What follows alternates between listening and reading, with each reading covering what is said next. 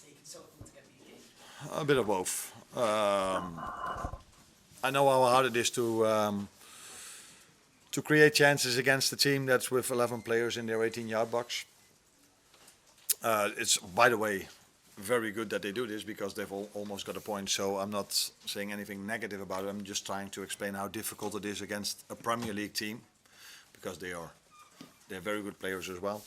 If they defend with all of them back, and they hardly try to bring the ball out from the back because the goalkeeper every time plays long, and we don't score from a set piece, then the only thing you can score is from open play.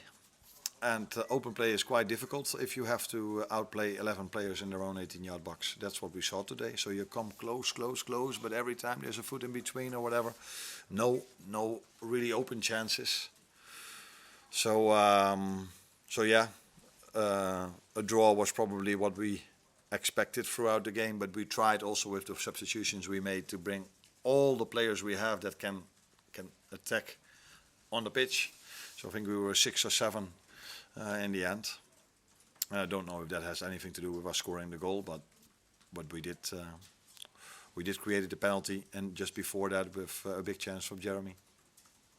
So relief, lucky.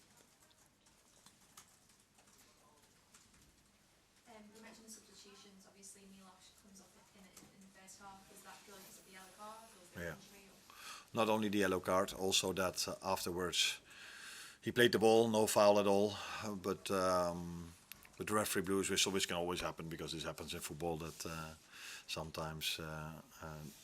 But the reaction of the fans was, and I saw players of them also trying to go to the referee, implementing, hey, if you think this is a foul, maybe you should give a yellow for it, which would have been ridiculous, of course.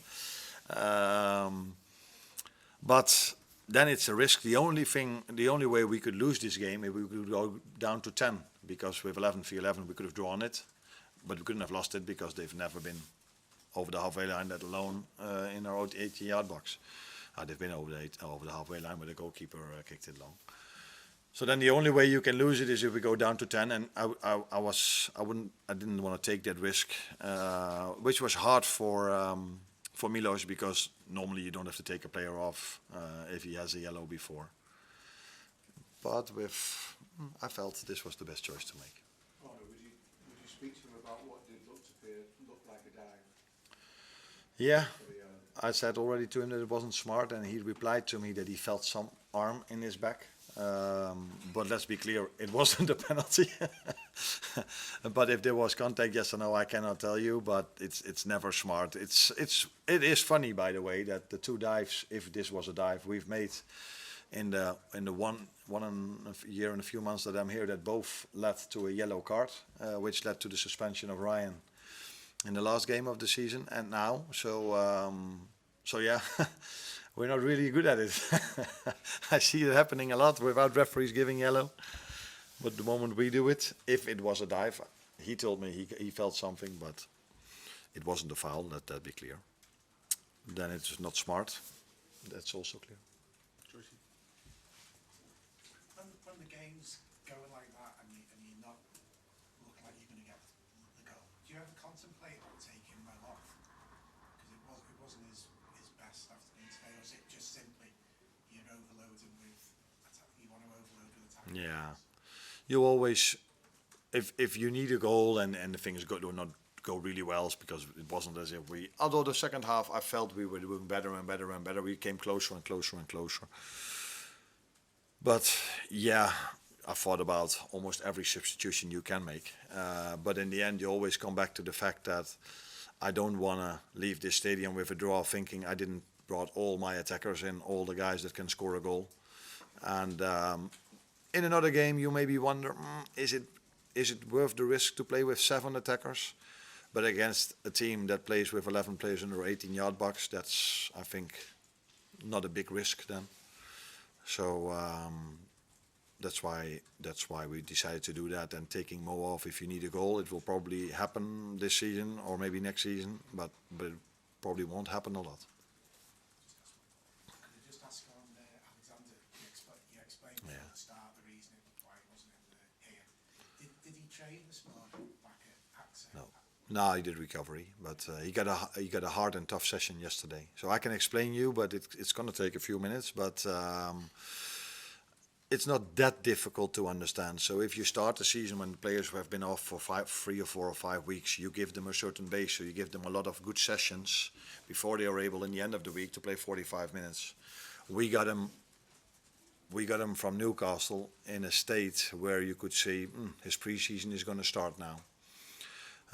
So then he needs proper minutes of training before he has a certain base, let alone for him to play twice in 3 days. So that's what we do, where we try to prepare players for, in the beginning of the season, once a week, and then we try to do more and more and more before we go into the rhythm of 2 games a week, so that they are ready for that schedule.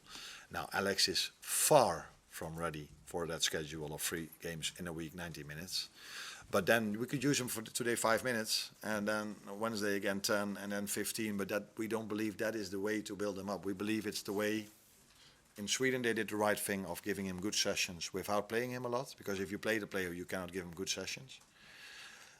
They did the right thing. We did the same. So now we will be able, either Wednesday or Saturday, to play 45 as a minimum, and maybe a little bit more. But if he plays 45 on Wednesday, don't expect him to play 45 or more on Saturday, because his body is not prepared for that, in our opinion. The last one. Just check on Lex and Callister, Arne. Was Yeah. after that tackle in the first half, was that, did he come off tactically or because of the injury? Not tactically, but it was a bit of both. So it's similar to Alex, but in a completely different way. He missed a lot of pre-season, so he is ready for 1 game a week, maybe 70 to 90. He played 90 for Argentina, and he was really tired after 70. So he doesn't have the right build-up towards playing 3 games a week, 90 minutes. So it was always sure today that I would take him off after 60 minutes, for him to be able to be Wednesday back on the pitch again, and for him to be Saturday back on the pitch again. And I had already made 1 substitution in the first half. So if I then take him off at 60 minutes, that would be my second one. And if I then want to make 75, then in the end I can do nothing anymore. So that, combined with the fact that the tackle was a tackle that he felt, and I'm not surprised by the fact that he felt that tackle, by the way. So it was a combination of both. He said it was fine and good enough to go on, although he limped is the word, a lot. So that's more his mentality, I think, than it was that he could actually perform at his best for 15 minutes longer. So the combination of him being injured, me not wanting to lose the second substitution after 60 minutes led to, and us not playing so well, by the way. So bring down to the midfield more players that can attack the box. So a lot of arguments, but not partly a tactical now. Thank you, everyone.